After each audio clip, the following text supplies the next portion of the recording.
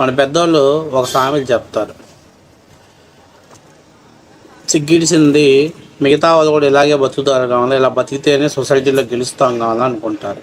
అందులో ముఖ్యంగా మన బ్రోకర్ సాయి ఈరోజు మాట్లాడుతున్నాడు. అతను ఏం చెప్తున్నాడంటే, చంద్రబాబు నాయుడు గారికి కూటమి ప్రభుత్వానికి ఎప్పుడైతే క్రైసిస్ వస్తుందో, జగన్మోహన్ రెడ్డి గారికి పెరిగిపోయిందో, ఆ టైంలో వీళ్ళు కాంట్రవర్సీస్ అంటే టాపిక్ డైవర్ట్ చేయటం కోసం వీళ్ళు కావాలని ఏదో ఒకటి క్రియేట్ చేస్తారు అని చెప్పేసి మాట్లాడుతున్నారు. అంటే ఒక రకంగా ఏం చెప్తున్నారంటే, జగన్మోహన్ రెడ్డి గారికి గత 5 ఏళ్లలో మీకు తెలుసుగా, జగన్మోహన్ రెడ్డి గారు ఎప్పుడైతే పొలిటికల్గా డ్యామేజ్ అవుతాడో, ఎప్పుడైతే పొలిటికల్గా క్రైసిస్లో ఉంటాడో, ఆ టైంలో అప్పుడులో కొంతమంది పొలిటికల్ బ్రోకర్లు ఎంటర్ అయ్యేవాళ్ళు. అందులో మనం ఉండవల్లి అరుణ్ కుమార్ గారు లాంటి వాళ్ళు, అట్లాగే ఇంకా కొంతమంది ఎంటర్ అయ్యేవాళ్ళు. సో ఇప్పుడు ఏమనుకుంటున్నారంటే, వీళ్ళు అసలు గతంలో మనం అలా చేశాం కదా, బహుశా వీళ్ళు కూడా కావాలని ఇలా వాడుకుంటున్నారేమో అనే బ్రాడ్ మైండ్ సెట్తో ఉండి వాళ్ళు అలా మాట్లాడుతున్నారు. ఇప్పుడు వాళ్ళు అంటే ఇండైరెక్ట్గా ఏం చెప్తున్నారంటే, షర్మిల, సునీతారెడ్డి అనేటువంటి వ్యక్తులు రాష్ట్రంలో ఏదన్నా క్రైసిస్ వచ్చినప్పుడు దాన్ని డైవర్ట్ చేయడం కోసం వాళ్ళు మీడియా ముందుకు వచ్చి మాట్లాడుతున్నారు అని చెప్పేది మన బ్రోకర్ సాయి. అయితే ఇంకొక అడుగు ముందుకు వేసి, ఏదైతే మనం వదిలినటువంటి లెటరు విజయమ్మ గారిని కొట్టి షర్మిల బలవంతంగా రాయించిందంట.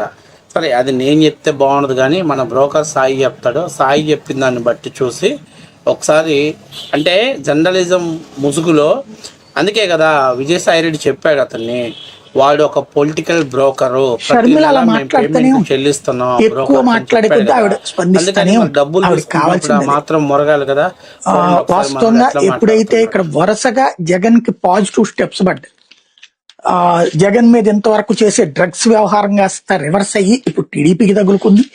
మరొక వైపున వచ్చేటప్పటికి ఆ మహిళలకు సంబంధించి వరకు కామాంధులు అంటూ వైసీపీ వాళ్ళ మీద ప్రచారం చేస్తే, ఒరిజినల్ కామాంధులు ఎవరో ఈ మధ్య కాలంలో మహిళలే డైరెక్ట్ గా వచ్చి బయట పెడుతున్నటువంటి సందర్భాలు బయటపడుతున్నాయి. ఇవన్నీ ఒక ఎత్తు అయితే, ఏదైతే మొన్న కోర్టులో జరిగినటువంటి పరిణామాలు రివర్స్ అయినటువంటి నేపథ్యం, సునీత కేసు, వివేకా కేసు, ఇవన్నిటి మధ్యన వరుస ఎదురు దెబ్బలు. అంటే జగన్ మీద వేస్తున్న ఒక్కొక్క బాండం పోతుంది. టీటీడీకి సంబంధించిన ఉదంతం మరొక ఇష్యూ అయింది. ఇవన్నిటి నేపథ్యంలో ఏం చేయాలో అర్థం కాక తలపట్టుకుని నేను ఆ రోజునే ప్రస్తావించాను, ఏదో జరుగుతుంది చూడండి రాబోయే రోజుల్లోని. అనగానే ఇక్కడ సునీత వచ్చింది, అకస్మాత్తుగా మళ్ళీ తెర మీదకి వచ్చిందో ప్రెస్ కాన్ఫరెన్స్ పెట్టింది, పవర్ పాయింట్ ప్రెజెంటేషన్ ఇచ్చింది. ఆటోమేటిక్ గా వైసీపీ వాళ్ళు క్వశ్చన్ చేస్తారు. ఆటోమేటిక్ గా ఆవిడ షర్మిల రంగంలోకి దిగుతుంది.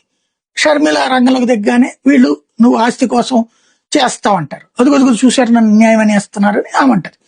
ఎవరన్నా లెటర్ రాస్తే నోటరీ రాస్తారా కామన్ గా? అంటే విజయమ్మని కొట్టిది రాయిస్తుందో, తిట్టి రాయిస్తుందో, లేకపోతే బెదిరించి రాయిస్తుందో, ఎమోషనల్ గేమ్ తో రాయిస్తుందో ఎవరికి తెలియదు. ఆమె చేతిలోనే ఉంది విజయమ్మ.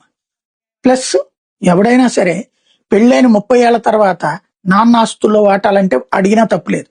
తండ్రి ఆస్తులు, అన్న సంపాదించిన ఆస్తులో వాటా వీళ్ళ ఆయన వాళ్ళ అక్క చెల్లెళ్లకు, అన్న తమ్ములకు ఎంత పంచాడు, లేకపోతే ఈవిడికి సంబంధించిన మిగతాది పోని సునీత వాళ్ళ ఆయన వాళ్ళ చెల్లెలకి, అక్క చెల్లెలకి ఎంత పంచాడు, ఇవన్నీ కూడా లెక్క తెలిస్తే బాగానే నడుస్తుంది కదా.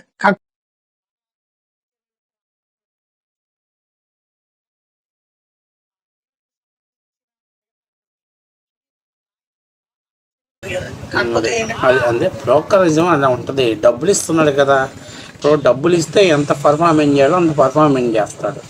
ఇక్కడ చాలా ముఖ్యమైన విషయం ఏంటంటే, బ్రోకర్ నువ్వు జర్నలిజం చేస్తున్నావు, కానీ సిగ్గు కూడా విడిచేసి జర్నలిజం చేస్తున్నావు.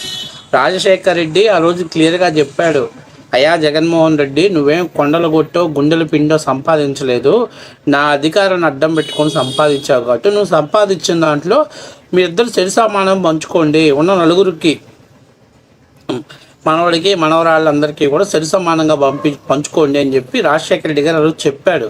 2009 దాకా ఉన్నటువంటి ఆస్తులన్నీ అందరూ పంచుకోవాల్సిందని చెప్పాడు.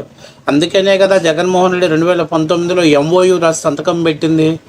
అంటే MOU అంటే ఏంటంటే, వాళ్ళందరూ కూర్చొని ఒక కొలిక్కి తెచ్చి సంతకాలు పెట్టారు. ఇక విజయమ్మని కొట్టో, తిట్టో, లేకపోతే బలవంతంగా బెదిరించో, ఎమోషనల్ బ్లాక్మెయిల్ చేసి మీడియా ముందుకు వచ్చి మాట్లాడాల్సిన పనిలే. విజయమ్మ జగన్మోహన్ రెడ్డిని చూసి భయపడుతుంది. ఎక్కడ ఈ జగన్మోహన్ రెడ్డి నేను మాట్లాడి నిజాలు చెప్తే నా కూతుర్ని ఏమన్నా చేస్తాడేమో, నా మనవన్ని ఏమన్నా చేస్తారేమో, నా మనవరాల్ని ఏమన్నా చేస్తారేమో, లేకపోతే నాకు కూతుర్ని ఏమన్నా చేస్తారో, నా అల్లుడిని ఏమన్నా చేస్తారని విజయమ్మ భయపడుతుంది. ఎందుకంటే విజయమ్మకు తెలుసు వివేకానందరెడ్డి గారి హత్య కేసులో సూత్రధారులు ఎవరో, పాత్రధారులు ఎవరో ఆమెకు తెలుసు. కాబట్టే మరి నేను ఏదైనా గట్టిగా మాట్లాడుతాను. అందుకని ఆమె మీడియా ముందుకు వచ్చి చిన్న చిన్న లీకులు ఇచ్చేసి బయటికి వెళ్ళిపోయింది. ఇక్కడ ఎవరు కొట్టి తిట్టి రాయాల్సిన పనిలే. మనం అంటే బ్రోకరిజంలో ఉన్నాం కాబట్టి మనం నిజాలు చూడడం, మనం రాయము. మన వృత్తి ఏంటి?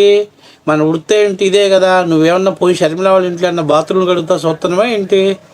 ఏమైనా బాత్రూమ్ కడుగుతా చూస్తున్నావా ఏంటి? రోజు ఏమైనా షర్మిల వాళ్ళ అమ్మని టార్చర్ పెడుతుంది నువ్వు చూస్తున్నావా ఏంటి? వాళ్ళ ఇంట్లో ఉండి ఏమైనా బాత్రూమ్ కడుగుతా? ఎందుకు ఈ బ్రోకర్ వార్తలు చదువుతావు? ఎందుకు ఈ పనికిమాలిన వార్తలు చదువుతావు? ఏమన్నా పసందా?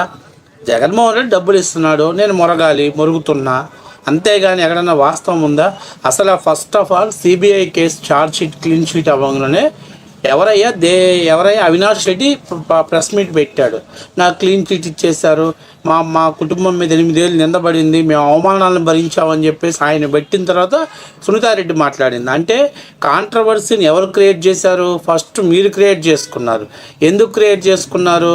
కల్తీ నెయ్యి లడ్డు వ్యవహారంలో ప్రభుత్వాన్ని కట్టడి చేయాలని సుబ్రహ్మణ్యం స్వామితోటి, అలాగే ఇంకొక ఒక కౌంటిస్కా గొట్టంగారి చేత మీరు సుప్రీంకోర్టులో ఒక పిటిషన్ వేస్తే 2 పిటిషన్స్ని కోర్టు కొట్టి వేసింది.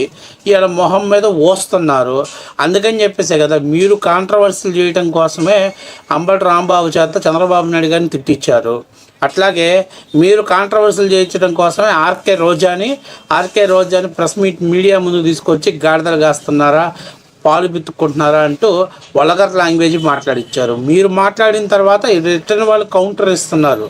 సిగ్గుండాలి మాట్లాడటానికి. ఈరోజు నువ్వేదో జగన్మోహన్ రెడ్డికి అమ్ముడిపోయి బ్రోకర్ పనులు చేస్తున్నావు తప్పనిచ్చి నువ్వు జగన్మోహన్ రెడ్డి ఇచ్చే పేమెంట్ కోసం పనిచేస్తున్నావు. నువ్వు కూడా షర్మిలారెడ్డి గురించి మాట్లాడుతున్నావు. 30 ఏళ్ల కిందట ఆస్తులను ఎవరైనా పంచుకుంటారంటే 30 ఏళ్ళు వాళ్ళు కలిసే ఉన్నారు. మరి ఆ రోజే పెళ్ళి అయిపోయినమ్మంటే అమ్మ ఇదిగో నీ బతుకు నువ్వు బతుకుపో నువ్వు అని చెప్పేసి వాళ్ళకి ఏదో ఇచ్చిన దాంట్లో ఆయాల షర్మిలాని వాళ్ళ భర్తని పక్కకు తోలేయాల్సింది కదా. మరి అన్న అరెస్ట్ అయిపోతే నేను అన్న వదిలిన బాణాన్ని అని చెప్పేసి షర్మిలాని ఎందుకు తిప్పుకున్నారు? పాదయాత్ర ఎందుకు చేయించుకున్నారు? 2019 వరకు ఎలక్షన్ క్యాంపెయిన్ ఎందుకు చేయించుకున్నారు? ఇవన్నీ వాస్తవాలు. నువ్వు బ్రోకర్ వై కప్పెడితే దాగు, ఇవన్నీ నిజాలు. ఏంటంటే మనం ఎలాగో జర్నలిజాన్ని నమ్ముకున్నాం, వృత్తిని నమ్ముకున్నాం, బ్రోకర్గా మారాం. మనం ఏదో ఎక్స్పెక్టేషన్ చేసి మన మీద ఉన్న అభిప్రాయాలు ఇంకొకరి మీద వృద్ధి అవసరమా సాయి ఈ బ్రోకరిజం? అందుకేగా విజయసాయి రెడ్డి క్లియర్గా చెప్పాడు, బ్రోకర్ సాయి అనేవాడు ప్రతి నెల మేము వైఎస్ఆర్సీపీ ఆఫీస్ నుంచి డబ్బులు ఇచ్చి వారి చేత వీడియోలు చేయించుకుంటామని చెప్పాడు. కాబట్టి వాళ్ళు డబ్బులు ఇస్తున్నారు కాబట్టి దాన్ని తగ్గట్టు న్యాయం చేస్తున్నావు. ఏం కాదు చెయ్యి, కానీ ప్రజలు ఎవరు నమ్మే పరిస్థితులు లేరు.